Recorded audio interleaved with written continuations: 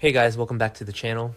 Today is Wednesday, and honestly, the sun is shining outside, but I am sitting here losing my absolute mind over General Hospital. Grab a huge cup of coffee or whatever you need to get through this, because we have a massive amount of drama to unpack today. I am still shaking from what just went down on our screens. So let's just get right into it because I cannot hold this in anymore. I am honestly a bit tired today. I've been staring at my screen for hours, trying to make sense of the latest Port Charles chaos. But I still care so much about these characters. And let me tell you, General Hospital just delivered a scene that has me screaming at my television. I mean, we all knew Michael Corinthos was setting a trap. We knew he was scheming. But did any of us actually think it would end with a life-threatening medical emergency? Because I didn't. I really didn't. I thought it would just be some soapy drama. Maybe a slap, maybe some loud yelling. But no, the writers went all the way there. Now I am legitimately terrified for Tracy Quartermain. Yes, you guys, Tracy. The absolute queen of the Quartermain family is down, and it is all because of a kiss. A stupid, reckless, manipulated kiss. Let's back up for a second and talk about Michael. What were they thinking with this guy, who actually believes this is going to end well for him? He has been pushing Willow and Chase together for weeks. He literally hired a private investigator, Elaine, to snap pictures of them looking cozy. He arranged for Willow and Chase to run into each other down by the boathouse, in their bathing suits, alone. I mean, it is so calculated and so cold. Michael is trying to blow up his own wife's life just to get the upper hand, and he's willing to destroy Chase and Brooklyn's marriage in the process. Sometimes I think maybe I'm being too harsh on Michael. Maybe he is just hurt. But then he does stuff like this, and I'm like, nope, he is actually the worst right now. He is playing God with people's lives. And the worst part is, his trap actually worked. It worked too well. And then there is Willow. Oh, Willow. I want to root for her. I really do. But she is making it so hard right now. She has been carrying so much stress lately. A few episodes ago, she broke down in tears in front of Chase, admitting she doesn't want to be married to Drew anymore. And she told Chase she is guilty of so much. Which, let's be real, is the understatement of the century. She shot Drew. She is drugging him to keep him in a locked-in state. And she is dealing with Jen Sidwell and Nina and Jack Brennan, and it is just a massive mess. So when she runs into Chase at the boathouse, she is vulnerable. She's emotionally exhausted. She needs comfort. And Chase, who's always the nice guy, is right there to give it to her. But comfort turned into something else. It turned into a passionate kiss. But what about Chase? Honestly, I am so mad at him too. This is a guy who just warned Jacinda Bracken about Michael. He literally told Jacinda that if Michael seems too good to be true, it's because he is. Chase knows Michael's weaknesses and failings. He knows Michael's manipulative. So how does he walk blindly into Michael's trap? How does he end up locking lips with Willow at the boathouse? He is married to Brooklyn. They are in the middle of trying to adopt little Phoebe. Ethan, Lovett, and Alexis and Ava are all running around Manhattan dealing with Delilah's past. And Chase is back home jeopardizing his entire future.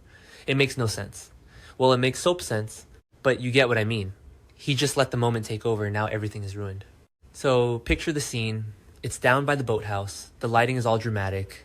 They are in their bathing suits, which Michael totally orchestrated. The tension has been building for weeks.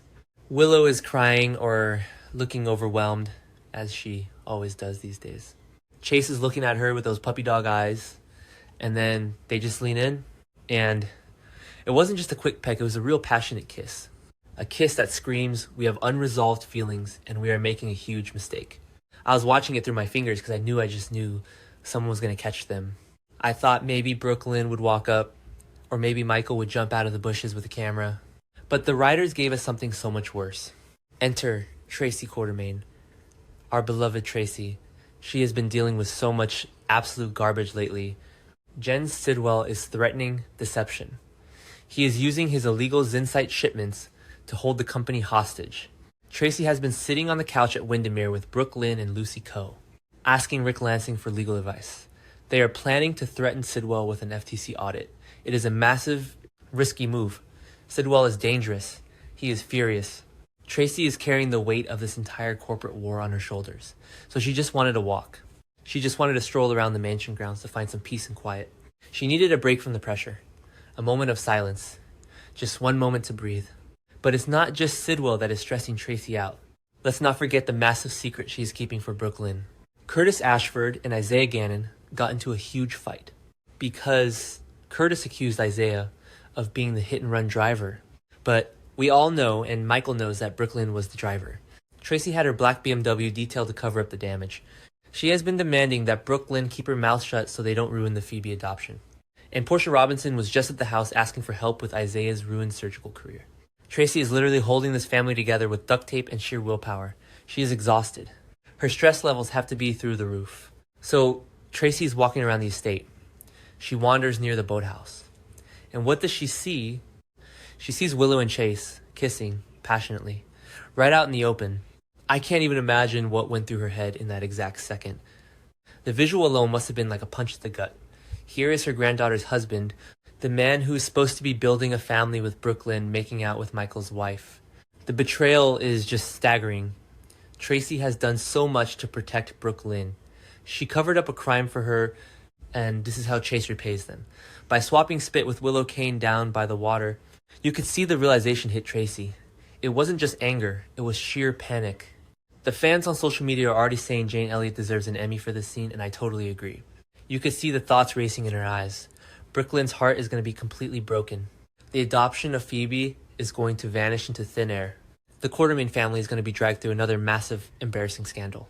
The sheer weight of all these secrets, the Sidwell stress, the hit-and-run cover-up, and now this betrayal. It was too much. It was just too much for one person to handle. And then it happened. Tracy didn't even get to yell at them. She didn't get to deliver one of her iconic, cutting insults. She just grabbed her chest. Her chest tightened up. You could see the pain wash over her face. The medical emergency hit her fast and hard. She couldn't breathe. She couldn't speak. She just collapsed. She dropped right down onto the wooden floor of the boathouse deck. Boom. Just like that. The matriarch of the family down. It was terrifying to watch. I actually gasped out loud. Like, okay, that sounded dramatic, but you get what I mean. It was a genuinely shocking soap moment. The panic that followed was insane. Willow and Chase finally break apart from their stupid, wrong kiss, and they see Tracy lying there. The horror on their faces. The immediate, crushing guilt. They realize in that split second that their reckless moment of passion might have just killed Tracy Quartermain. They are staring at her lifeless body on the floor, and you can see them connecting the dots. She saw us. She had a heart attack because she saw us. They're going to have to live with that agony, that torment and guilt for the rest of their lives. If Tracy dies, it is on them. And Michael, but mostly them in this moment. So what do they do now? They have to call 911. They have to get paramedics to the boathouse immediately. But how do they explain what happened? Are they going to lie and say they just found her? Are they going to admit they were together? And what happens if Tracy wakes up? If she survives this, she is going to remember what she saw. She is going to blow their lives apart. But right now, they just have to keep her alive. The sheer panic of Chase doing CPR or Willow trying to help while knowing they caused this. It is top tier soap opera angst. The writers really delivered on the emotional stakes here. And let's zoom out and talk about the bigger pattern here. What does this mean for Michael's plot? Michael set this whole thing up.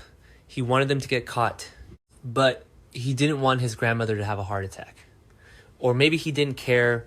Who knows with Michael these days. But if Elaine the PI was in the bushes taking pictures, she might have caught Tracy collapsing too. What if the evidence Michael wanted to use against Brooklyn and Chase ends up being the evidence that proves he almost killed Tracy? The fallout from this is going to be nuclear. The whole family is going to turn on Michael if they find out he orchestrated this boathouse trap. The fans are losing their minds online. Half the viewers are furious at Chase for cheating on Brooklyn. The other half are yelling at Willow for being so easily manipulated. But everyone is united in praying for Tracy. We cannot lose Tracy Quartermain. She is the glue that holds this messy, chaotic show together. If she dies because of a stupid boathouse kiss, I am going to riot. I am literally going to write a very strongly worded letter to Frank Valentini. Okay? Maybe I won't do that, but I will complain about it endlessly on this blog. The stakes have never been higher. And let's just take a minute to think about Brooklyn in all of this. My heart actually aches for her. She is already a nervous wreck. She is walking around the mansion feeling so tense and guilty over the Curtis and Isaiah fight. She knows she was the driver who fled the crash. She knows her secret is a ticking time bomb. Tracy has been her rock, the one person who covered up the car damage and told her to stay strong for the sake of adopting Phoebe. If Brooklyn loses Tracy, she loses her biggest protector. And if she finds out she lost Tracy because Chase was kissing Willow, that is a level of betrayal that I don't think Brooklyn can survive. It will completely break her spirit. And what about the ripple effects? The butterfly effect of this kiss is insane. Willow is going to be so consumed by guilt and panic over Tracy that she is bound to slip up with her own massive secrets. Who is going to monitor Drew Kane while he's in his locked-in state? If Willow is spiraling at the hospital, Drew is left vulnerable. And then there is Jen Sidwell. Tracy was the one leading the charge to threaten him with an FTC audit. If Tracy's in a hospital bed hooked up to machines, Sidwell has a free pass to take over deception completely. This means Sunny, Laura, and Lucas are going to have an even harder time taking Sidwell down because he will be more powerful than ever. It is all connected, you guys. Every single storyline just collided on that wooden boathouse floor. Honestly, I have to give the writers credit. They have been sitting on this boathouse trap for a while, and I was worried it was going to fizzle out into some boring confrontation. But they really went for the jugular. They took the matriarch of the show and put her life on the line to elevate the drama. I am still processing it all. I am typing this as fast as my fingers can move because I just needed to vent to you guys. I meant to clean this post up and edit it, but whatever, you get the raw, unfiltered reaction today. Let's just pray Tracy pulls through. Because if she doesn't, Port Charles will never ever be the same. Let me know what you think in the comments. Are Willow and Chase going to confess, or are they going to cover it up?